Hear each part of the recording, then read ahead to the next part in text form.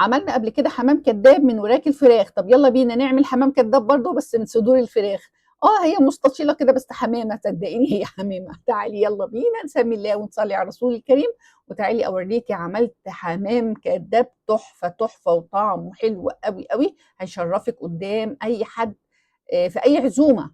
جميل بصراحة واكلة مشبعة جدا. معايا مكرونة لسان عصفور عملتها في شوربة، ودي ملوخية ناشفة صعيدي تحفة، وده شوية فريك كده مفلفلين. يلا بينا نسمي الله ونصلي على رسول الكريم عليه أفضل الصلاة والسلام. معايا هنا 4 بصلات هبتدي أقطعهم كلهم مع بعض للفريك وللبانيه مع بعضهم كده، وبعدين هبتدي أقسمهم اتنين. ضربتهم ضرب يعني إلى حد ما مش ناعم قوي عشان لسه هنكمل ضرب. معايا هنا دول كان حوالي 4 بطاطسات صغيرين، لو عايزة تكتري البطاطس أكتر من كده مفيش أي مشكلة، كتري البطاطس. عايزة تقللي البانيه قللي البانيه، مفيش مشكلة خالص والله. انت بس لو حسيتي ان العجينه بتاعتك سايبه، حط لها معلقه دقيق او معلقه نشا عشان تكون متماسكه بس مش اكتر. لكن لو هتمشي على المقادير بتاعتي فهي متماسكه وجميله جدا من غير لا دقيق ولا نشا ولا اي حاجه. انا هضرب البانيه بتاعي ضرب كده كويس لحد ما ينعم، وبعدين يعني نقطع الانسجه بتاعته بحيث ان يبقى سهل في ايدينا.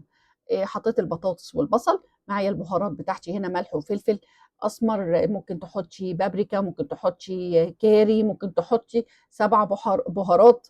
وممكن كمان لو حابه تحطي شويه من جوز الطيب مفيش مشكله، بس انا الحقيقه مش بحط.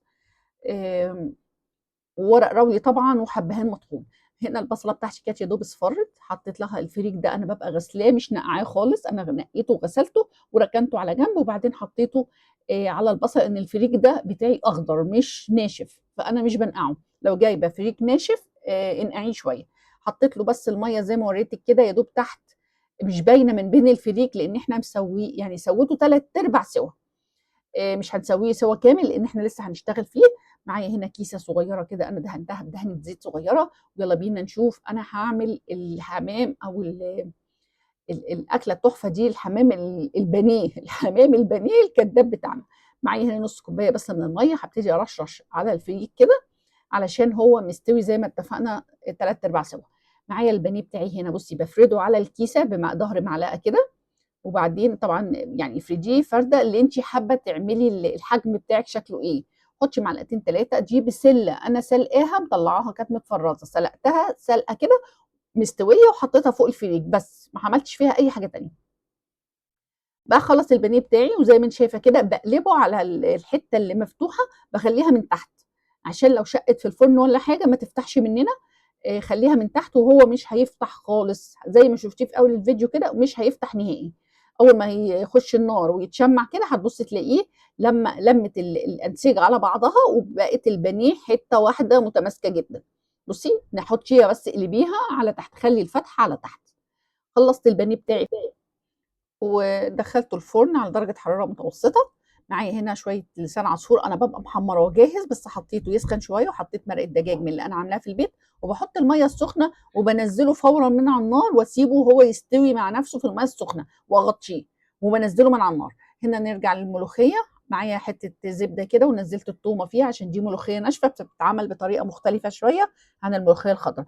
ونزلت شوية طماطم معصورين كده أو صلصة اللي موجود عندك، هبتدي اسيبها تتسبك شويه كده، واحط لها برده مرقه دجاج من اللي انا عاملاها في البيت، وزودت شويه ميه صغيرين، ما تحطيش ميه كتير في الاول عشان او شوربه يعني علشان الملوخيه ما تخفش منك. بصي خضارها وجمالها جميله جميله، بصي التحفه. الملوخيه دي تجيبيها من مصدر موثوق عشان تتاكدي ان هي مسكره وتديكي النتيجه دي والخضار ده. لو الملوخيه بتاعتك خشنه شويه ممكن تضربيها في الكبه بتاعت البهارات، وانا عملت فيديو مخصوص بالحاجه دي.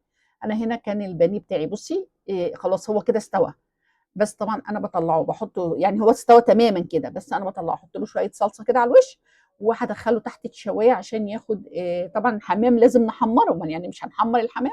معايا هنا التقليه بتاعت الملوخيه.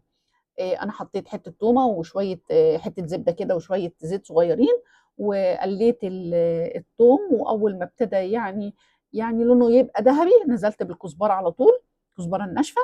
وخلاص انا كده خلصت التقليه بتاعتي وهطشها على طول على الملوخيه. الملوخيه لا تتغطى ولا تغلي، يعني انا هنا بصي طافيه النار عليها.